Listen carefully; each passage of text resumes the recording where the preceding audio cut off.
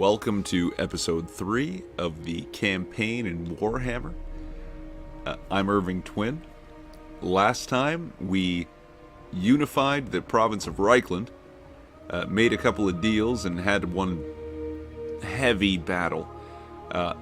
Right now we're staring at the Beastmen in the south, and our rivals Marienburg and Midland to the north.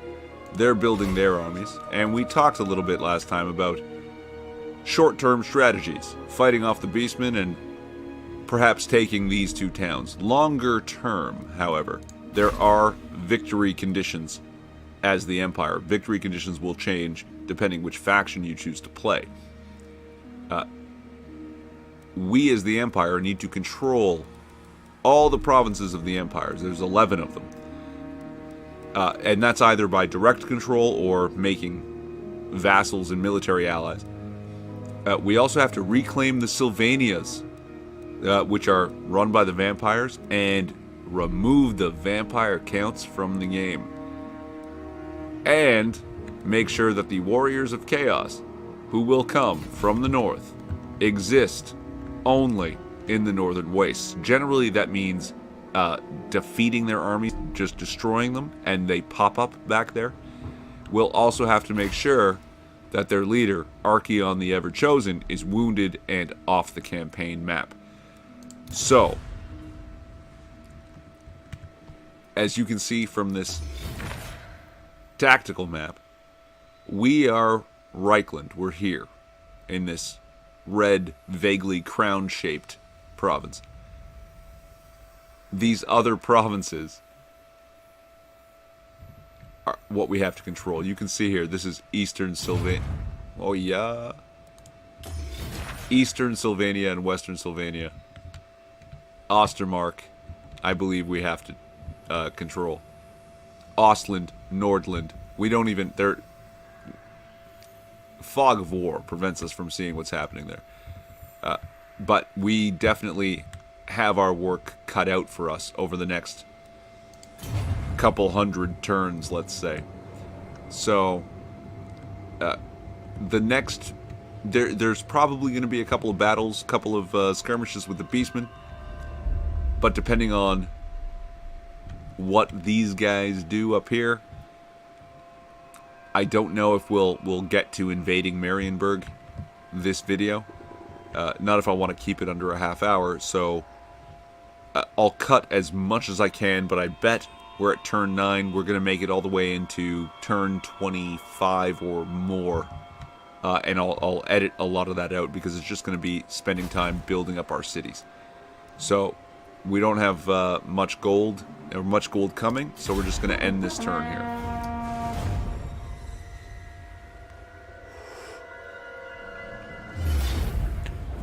Now, the Beastmen, they haven't attacked us. They've used a special movement, and we've intercepted them.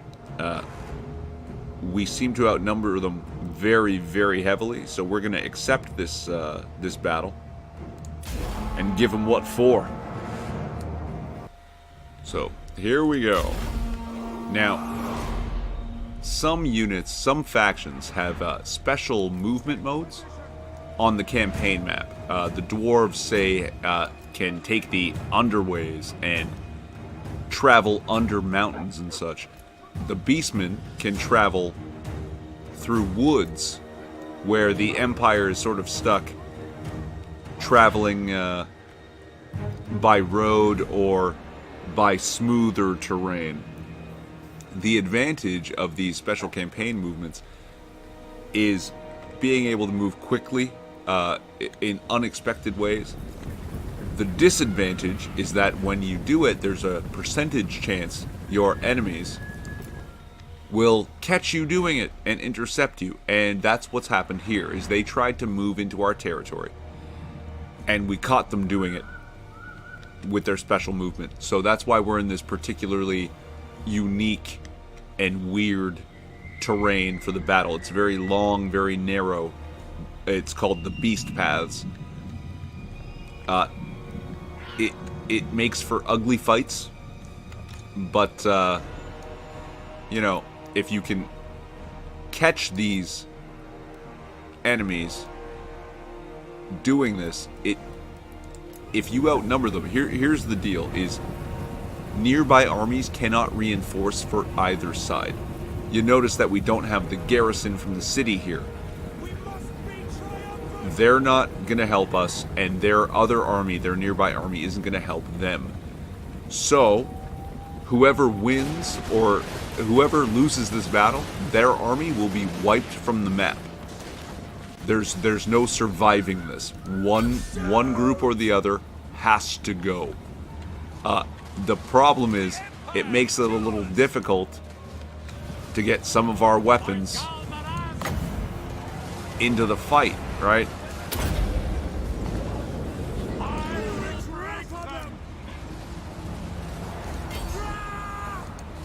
We're gonna have trouble getting our horses around here because there's no around. It's just a long, narrow path.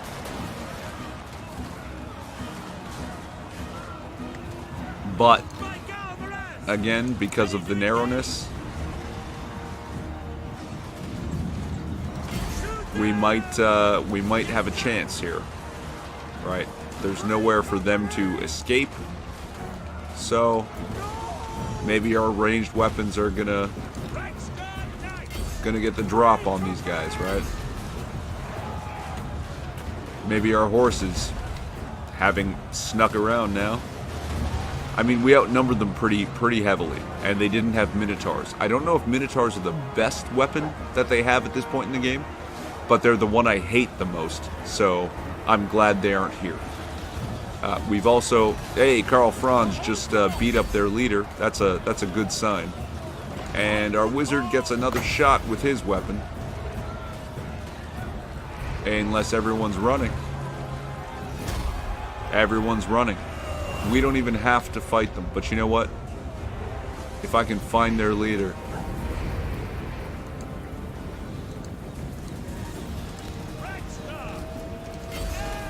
I'm gonna try to kill him, just for the hell of it. So I'll see you at the battle screen, post-battle screen.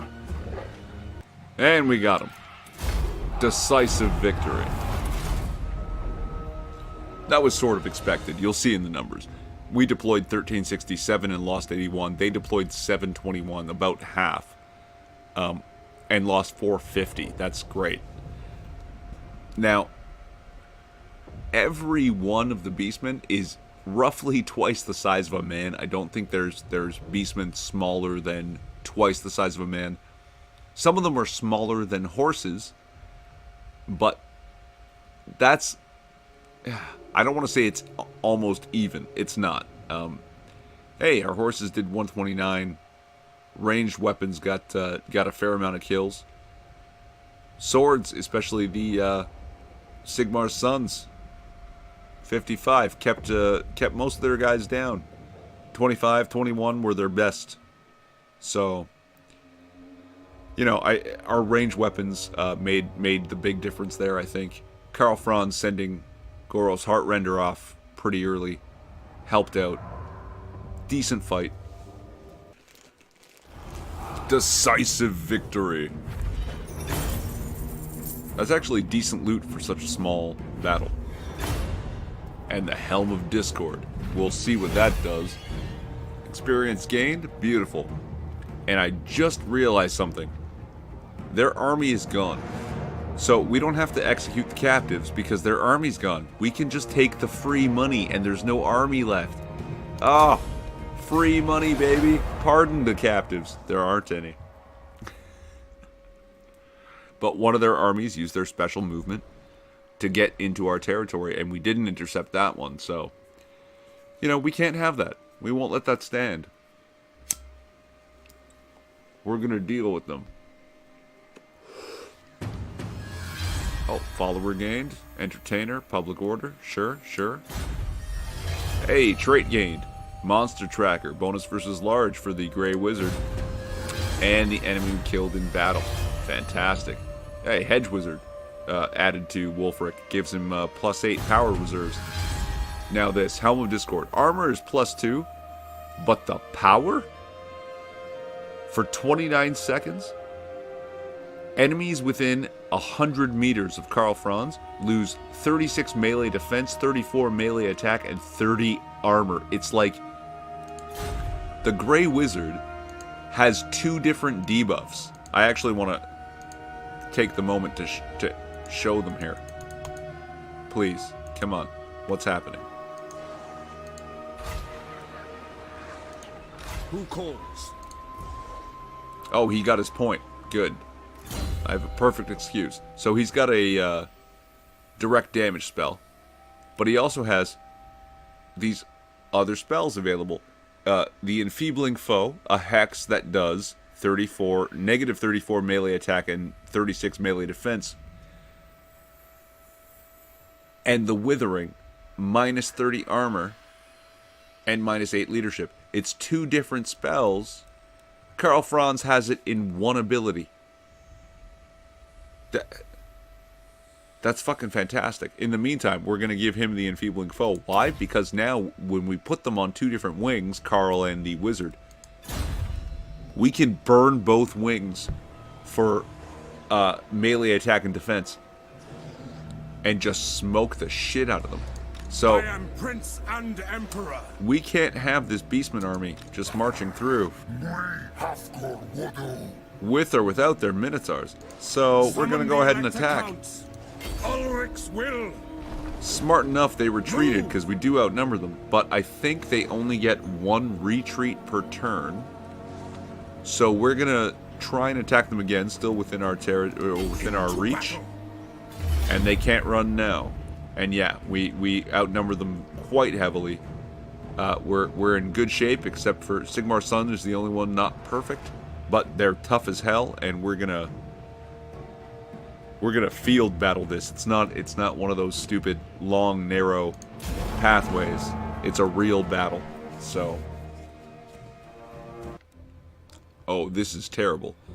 All right, so we only start with 7 magic points that go up every few. What is it? 13 to 15 seconds, something like that. We get another. 7's not a lot. We're gonna gamble because we can have a max of 30. So hey, Ronald is with us. Yeah. So now we're up to 17. That's a much better number.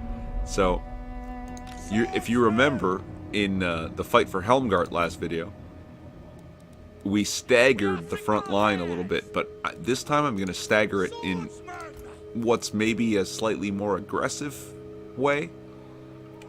That, we're going to have, instead of divoting them back, our central unit, we're going to put them up in the front. I want them, because they're unbreakable too, the Sigmar Sons, I want them to get right in the fight hard. And we're going to put the guns, handgunners, again on that retreat mode, right in front. And this way, with our archers slightly behind, spears just off the sides to protect them from flank attacks. We're also going to put the last archer right in the middle. Right. Give him a good range. Put the halberds right in the back to either protect the archers or plug a hole in the line as it appears. Now, when these guys retreat, they're going to retreat to the hole where we had put archers before, and the handgunners will be able to shoot out onto the front line to whatever seems to work best for us. So, again, on the wings, these guys will also be in retreat mode. Have them just ready to pull out, flank, get back in. And the Reichsguard, you're going to get stuck on the side. So, now we got a nice little setup here. A little bit of depth, I guess. And I doubt they're going to charge us because we're the aggressor in this fight. So, yeah. Yeah, they're not coming at us. So we're going to have our guys march forward. Yeah, that looks...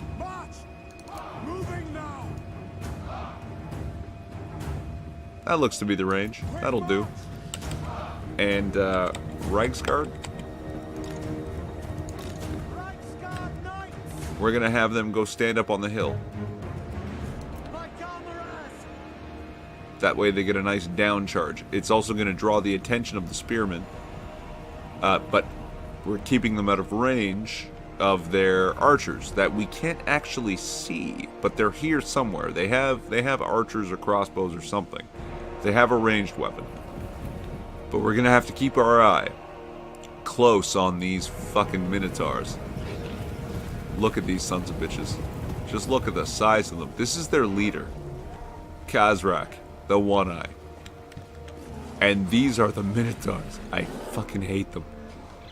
Oh my god, I'm terrified of them. I want our ranged units to do as much damage as possible to those guys before they close ranks.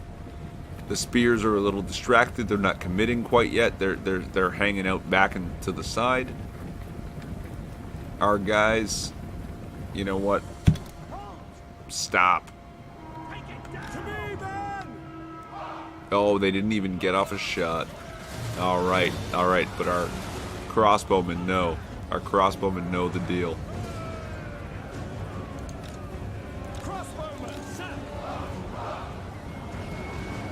Jesus, look at the damage they did. They just punched into the line. Karl Franz, you're you know what?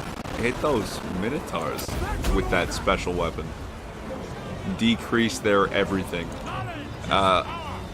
You decrease their leaders everything. If you can hit them. Nice. And also use your direct damage spell on that front line, because Sigmar's sons are taking a goddamn beating. Horses, get your asses into their fucking archers before we have a fucking problem. Take these guys off the retreat mode. Take these guys off the retreat mode. Where the hell did our handgunners go? Oh my god, they never stopped running away? What the hell is happening? Sure, okay, get out here. That was the weirdest thing I've never seen that happen. I've never seen them go so far. No, you know what? Hit that group. These guys, you help out here. Minotaurs are on the run. Good. Now, we have such a good opportunity here.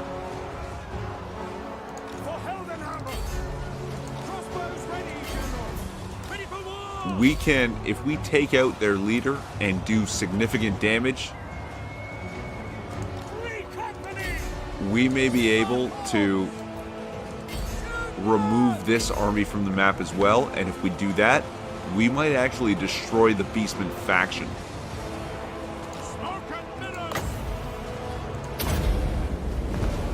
Boom, direct damage spell. Hit them with another debuff. Oh my god, yeah. Let's get all our ranged weapons.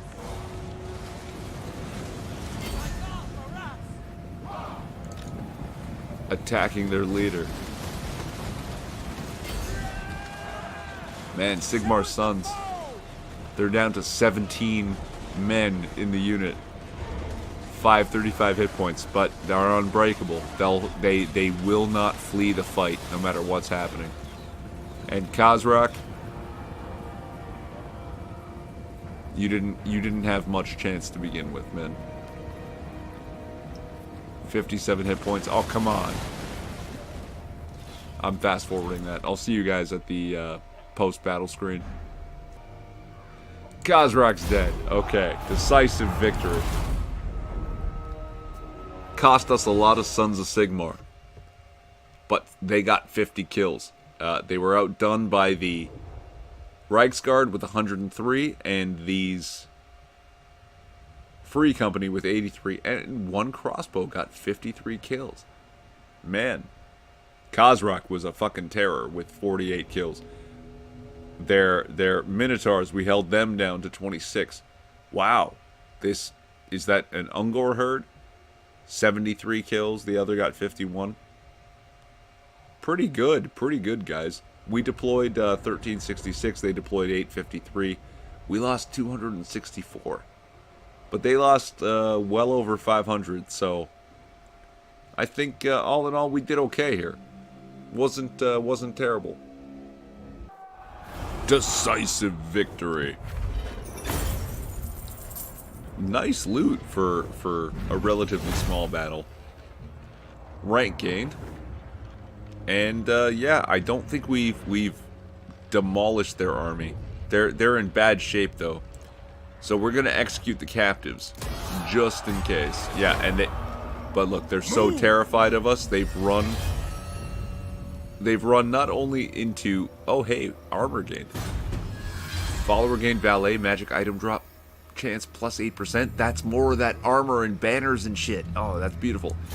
But these guys are so terrified of us. Not only have they run into orcish territory just to get away, they've run into a dwarf versus orc war zone. That's better for them than standing up to us. So I am so pleased with this. We have enough move to get back to Helmgart. We're going to go there. And that's going to help our units heal up a little faster. And the Sigmar Sons need it. They took a big beating because we put them out in front. That was part of the cost, but man, they did a good job. So let's level up Sigmar. Karl Franz.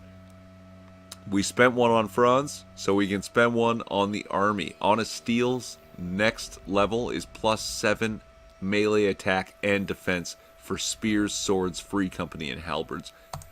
Can't ignore that. You can't not have that. Backing of the military.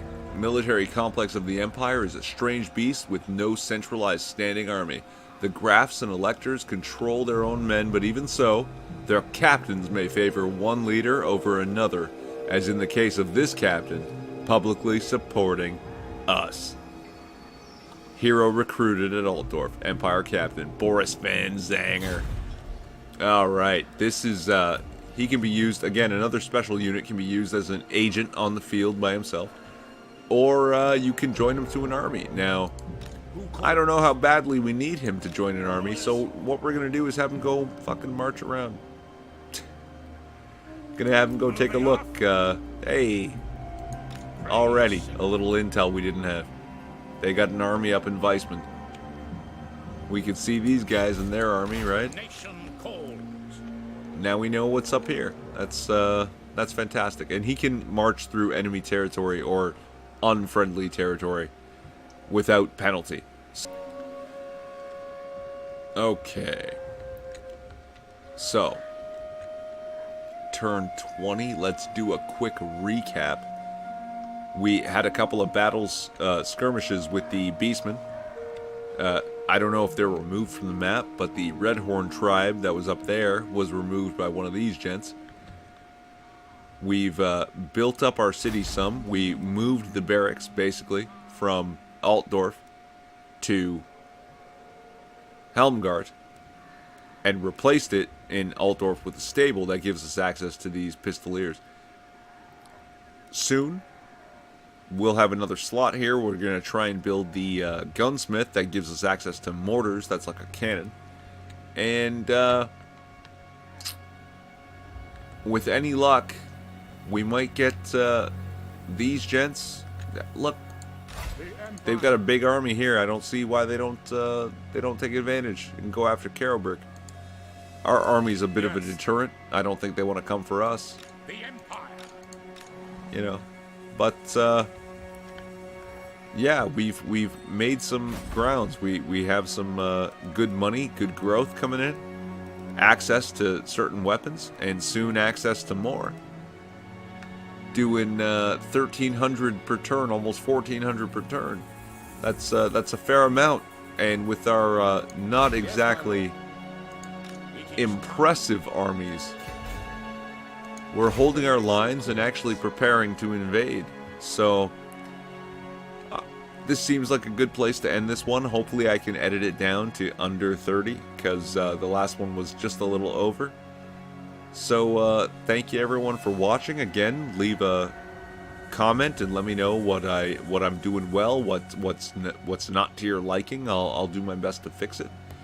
And I'll see you in the next one. Take it easy, guys.